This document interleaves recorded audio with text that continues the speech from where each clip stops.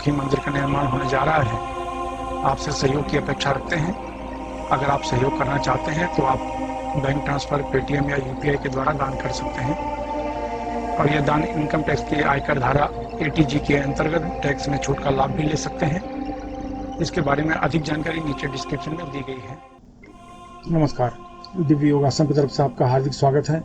आज हम कनक धारा बीज मंत्र की चर्चा करेंगे और जानने की कोशिश करेंगे कि ये बीज मंत्र हमारे जीवन में क्यों उपयोगी माना गया है।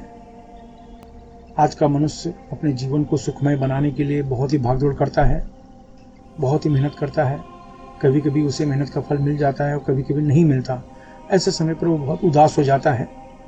कहने का अर्थ ये है कि आप नौकरी कर रहे हैं, लेकिन नौकरी में असुरक्षा की भावना आ गई है। आपको समझ में नहीं आता कि कब मेरी नौकरी छूट जाएगी, कब क्या होगा।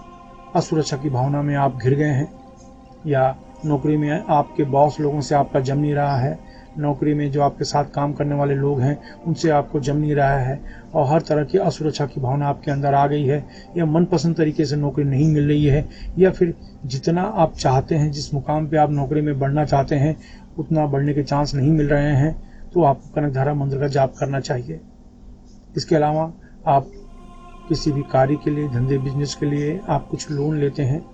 हर इंसान चाहता है कि मैं लोन लेकर आगे तरक्की करूं, लेकिन किसी कारण से ऐसा नहीं हो पाता, या लोन समय पर नहीं मिलता, या आप ठीक ढंग से लोन नहीं चुका पा रहे हैं। तो ऐसे समय माता कनक धारा लक्ष्मी की उपासना आपको करनी चाहिए। आपका दुकान है, ग्राहक की अच्छी तरीके से चल रही है, लेकिन कुछ समय के बाद आप महसूस कर रहे हैं कि ग्राहक पहले की तुलना में अब ज़्यादा नहीं आ रहे हैं, तो आपको माता कनक धारा लक्ष्मी की उपासना करनी चाहिए। कहने का अर्थ यह है, माता कनक धारा लक्ष्मी के जो उपासक होते हैं उनके यहाँ, उनके परिवार में, उनके घर में रिद्धि सिद्धि बनी रहती है और उनका जो जीवन है वो सुखमय बना रहता है। ये बहुत ही उपयोगी बीज मंत्र माना जाता है। आइए जानते हैं इसका अभ्यास कैसे करें। ढीले ढाले वस्त्र में किसी भी शांत कमरे में बैठ जाएं।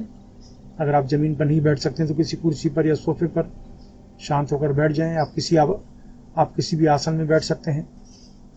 अपने सामने माता कनक धारा लक्ष्मी की फोटो आप लगा लीजिए, जो कि इंटरनेट पर आसानी से आपको मिल जाएगी, और नीचे लाल कपड़ा बिछाइए, उसके ऊपर कनक धारा लक्ष्मी की फोटो रखें।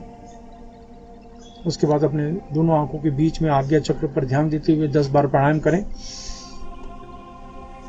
जितनी देर तो हो सके रोक कर रखें, फिर धीरे से छोड़ें। इस तरह से 10 बार आप प्राणायाम करें और इसके बाद कनक धारा लक्ष्मी बीज मंत्र ऐं ह्रीं श्रीं कनकेश्वरी ह्रीं श्रीं, ऐं ह्रीं श्रीं कनकेश्वरी ह्रीं श्रीं, ऐं ह्रीं श्रीं कनकेश्वरी ह्रीं श्रीं।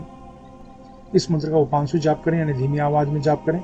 आपकी आवाज आपके कमरे से बाहर जाने न पाए। यह मंत्र बहुत ही उपयोगी है। इस मंत्र का अभ्यास 11 दिन तक करना चाहिए। 12वें दिन किसी को फल या भोजन का दान कर दें।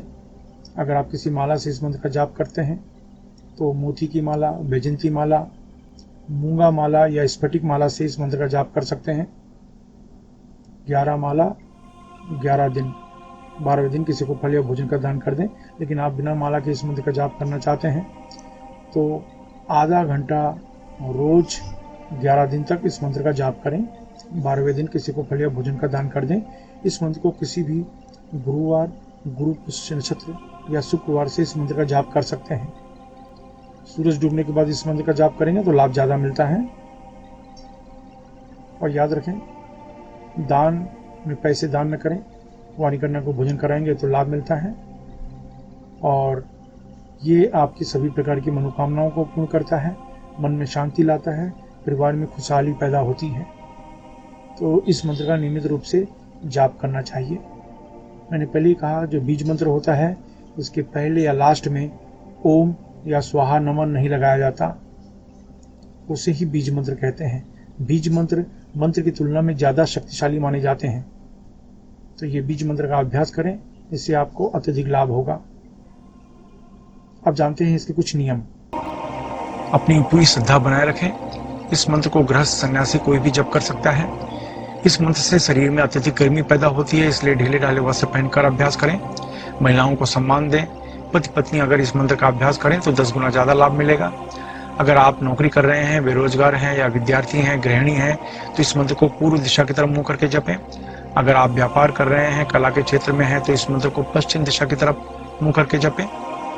अगर आप लॉटरी, सट्टा, शेयर मार्केट से जुड़े हैं या बैंकिंग क्षेत्र, मेडिकल क्षेत्र, होटल के व्यवसाय के क्षेत्र में हैं, तो इस मंत्र को उत्तर दिशा की तरफ मुंह करके जपना चाहिए। अगर आप जमीन खरीदने बेचने का कार्य करते हैं, खेती का कार्य, लोहा, कोयला, चमड़ा तथा तेल के क्षेत्र में, या कोई ऐसा कार्य करते हैं या कोई ऐसा क्षेत्र जिसमें ब्रोकरेज या दलाली लेनी पड़ती हो या देनी पड़ती हो, तो इस मंत्र को दक्षिण दिशा की तरफ मुंह करके जपना चाहिए। इस मंत्र का जाप 18 वर्ष के ऊपर कोई भी स्त्री पुरुष कर सकता है। याद रखें, जब भी आप कोई अच्छे कार्य की शुरुआत करते हैं या संकल्प करते हैं, तुरंत कोई न कोई अड़चनें आनी शुरू हो जाती है, इसलिए प्रबल संकल्प के साथ अभ्यास करें। इस मंत्र का जाप सूर्यास्त के बाद करना चाहिए। धूम्रपान, मद्यपान, व्यसन, मांसाहार से बचें। ब्रह्मचर्य का सख्ती से पालन करें। मासिक धर्म की समस्या में महिलाएं 3 से 5 दिन का गैप करके फिर आगे कंटिन्यू कर सकती हैं। अभ्यास समाप्त होने के बाद अश्विनी या वज्रली मुद्रा अवश्य अपनाएं।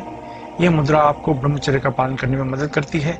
अश्विनी या वज्रली मुद्रा क्या है, यह जानने के लिए नीचे डिस्क्रिप्शन में लिंक दिया है, वहां से जानकारी आप प्राप्त कर सकते हैं।